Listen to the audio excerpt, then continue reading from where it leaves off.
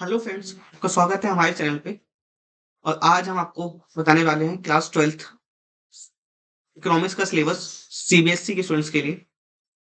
So start करते हैं macro economics से। इसमें फर्स्ट टॉपिक हम हमारा है national income and related aggregates, जो कि आपका 10 मार्क्स का आता है। नेक्स्ट है हमारा मनी एंड बैंकिंग, जिसको हम कहते हैं मुद्रा और बैंकिंग अर्थव्यवस्था। ये 6 मार्क्स के लिए आता है। नेक्स्ट है हमारा determination of income and employment 12 marks के लिए। Then government budget and economy 6 marks के लिए। एंड नेक्स्ट है हमारा बैलेंस ऑफ पेमेंट 8 मार्क्स के लिए। सो ये जो टोटल है हमारा पार्ट ए, इसके अंदर टोटल 5 यूनिट्स होंगी हमारी, जो एग्जाम में 40 मार्क्स का पूछा जाएगा। नेक्स्ट है हमारा इंडियन इकोनॉमिक डेवलपमेंट। सो इसके अंदर हमारे 3 पार्ट होंगे। पहले पार्ट में हम पढ़ेंगे इकोनॉमिक्स रिफॉर्म्स से 1991 और डेवलपमेंट एक्सपीरियंस 1947 से लेकर 1990 तक, जो कि हमारे एग्जाम में पूछा जाएगा 12 मार्क्स के लिए। नेक्स्ट है हमारा current challenges in facing the Indian economy, जो कि 20 मार्क्स का होगा। तो सबसे इंपॉर्टेंट यूनिट हमारी ये होगी। और नेक्स्ट है हमारा development experience in India comparison with never. ये एग्जाम में 8 मार्क्स के लिए पूछा जाएगा। तो 40 मार्क्स का ही पार्ट ए है, 40 मार्क्स का ही पार्ट बी है। टोटल मिला के 80 मार्क्स की हमारी थ्योरी पूछी जाएगी एंड 20 मार्क्स का प्रोजेक्ट होगा। तो अगर हम बात करें इसमें से हमारी इंपॉर्टेंट यूनिट कौन कौन सी है, तो पार्ट ए के अंदर जो हमारी इंपॉर्टेंट यूनिट है वो है हमारी national income and determination of income and employment. ये 2 यूनिट हमारी मोस्ट इंपॉर्टेंट हो जाएंगी। पार्ट बी के अंदर हमारी जो इंपॉर्टेंट यूनिट्स होगी वो होगी current challenges facing the Indian economy. So अब एक एक करके हम इन यूनिट्स को डिटेल स्टडी करते हैं।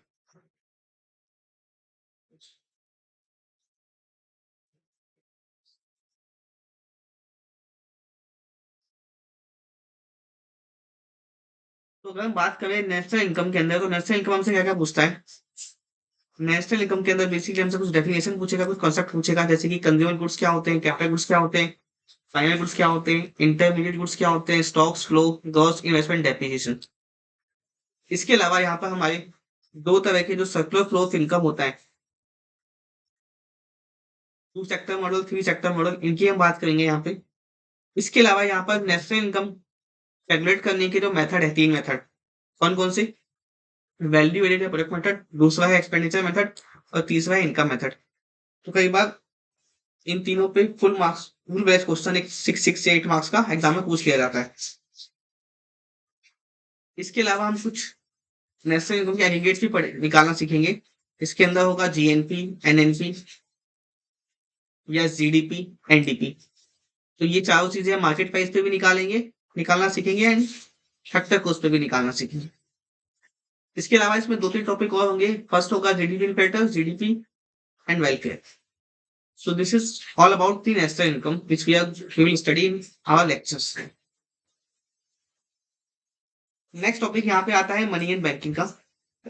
सो इसके अंदर बेसिकली हम मनी के फंक्शंस के बारे में पढ़ेंगे, सप्लाई ऑफ मनी के बारे में पढ़ेंगे। देन मनी क्रिएशन क्या होता है, कमर्शियल बैंक किस तरीके से मार्केट में मनी की सप्लाई करती है, उसको क्रिएट करती है, वो सीखेंगे। उसके अलावा यहाँ पर हम पढ़ेंगे सेंट्रल बैंक्स और उसके फंक्शन क्या क्या होते हैं, किस तरीके से बैंक जो है काम करता है, रिजर्व बैंक किस तरीके से काम करता है, वो किस तरीके से नोट इशू करता है, बैंकर्स का बैंक है और वो क्रेडिट को कंट्रोल करता है। इसके अलावा यहाँ पर हम कुछ रेशो पढ़ेंगे, जैसे कि cash reserve ratio, SLR ratio, repo rate, reverse repo rate, open market operation and margin required. So this will be the detailed syllabus of our money and banking unit. Coming to the next is determination of income and employment, जो कि बहुत ही important unit है हमारी। इसके अंदर basically हम aggregate demand और उसके कंपोनेंट्स की बात करेंगे। As a whole, as a nation, demand किस तरह से निकलती है, उसके क्या क्या कंपोनेंट होते हैं। देन हमारी जो प्रोपोर्शनल कंज्यूम निकलती है, सेव होती है, एमपीएस, एपीएस, ये सारी चीजें इनकी कैलकुलेशन समझेंगे। Other than this we will study about the investment multiplier and its mechanism, and we will study about the full employment, partial employment, involuntary unemployment. यहाँ पे एक मेन टॉपिक और भी पूछा जाता है एग्जाम में, वो है excess demand and deficient demand और उसको करेक्ट करने के रीजन। नेक्स्ट है हमारा government budgets and economy. So इसके अंदर we will study what is the government budgets, what is the revenue expenditure, what is the capital expenditure, what is the revenue receipt and capital receipts, and we will also study about balance and surplus deficit. So it can be revenue deficit or fiscal deficit. The last units जो होगी हमारी in part 1 is balance of payments. So under this we will be knowing about the meaning and components क्या है हमारे, balance of payments का surplus deficit किस तरीके से निकलता है, एंड देन फॉरेन एक्सचेंज, इसके अंदर फिक्स्ड फॉरेन एक्सचेंज क्या होता है, फ्लेक्सिबल क्या होता है, एक्सचेंज रेट किस तरह से निकालते हैं मार्केट्स के अंदर, और किस तरीके से हम फ्लोटिंग रेट को मैनेज करते हैं। So this will be detail syllabus of our part 1 which will be asked for the 40 marks in our exam. Okay, so अब बात करते हैं पार्ट बी की। So in part B, first we will be studying about the development which has happened till from the freedom, that is from 1947 to 1990, just before the economic reforms. So basically हम एक brief introduction लेंगे कि किस तरह की economy थी India की जब हमको इंडिपेंडेंस मिला। What is about the 5-year plan के बारे में हम पढ़ेंगे।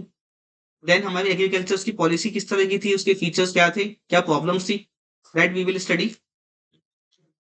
इसके अलावा हम पढ़ेंगे इकोनॉमिक्स रिफॉर्म्स, किस तरह के इकोनॉमिक रिफॉर्म्स हुए, हमारी एलपीजी पॉलिसी उनको लाने की जरूरत क्या पड़ी, एंड इसके अलावा हम पढ़ेंगे डीमोनेटाइजेशन और जीएसटी के बारे में। So this is part 6 unit 6 part B का फर्स्ट यूनिट है। Next is current challenges facing Indian economy. So इसके अंदर बेसिकली हम पढ़ेंगे कि ह्यूमन कैपिटल क्या होता है, किस तरीके से रिसोर्सेज बनाए जाते हैं, क्या रोल होता है ह्यूमन कैपिटल का हमारे इकोनॉमिक डेवलपमेंट में,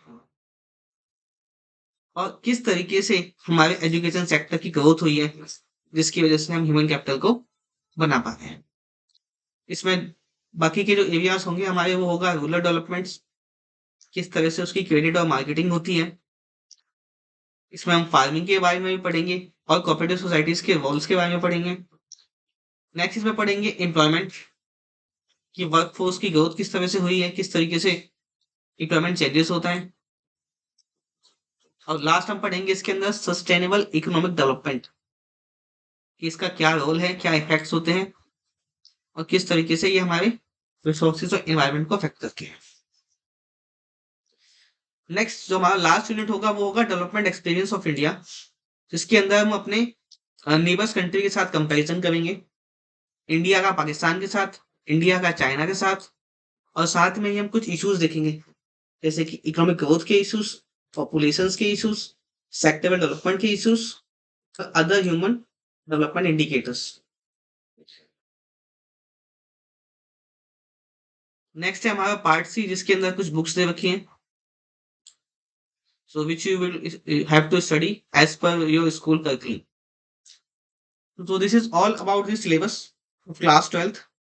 मैं आपको बता दूं that I am going to make the videos for all these chapters. So I just request, should these all be in pure English or should I come with Hindi English mix? So ये video कैसा लगा please comment करके बताइएगा, और आपको videos Hindi English mix चाहिए या only English में चाहिए ये भी बताइएगा। Thank you.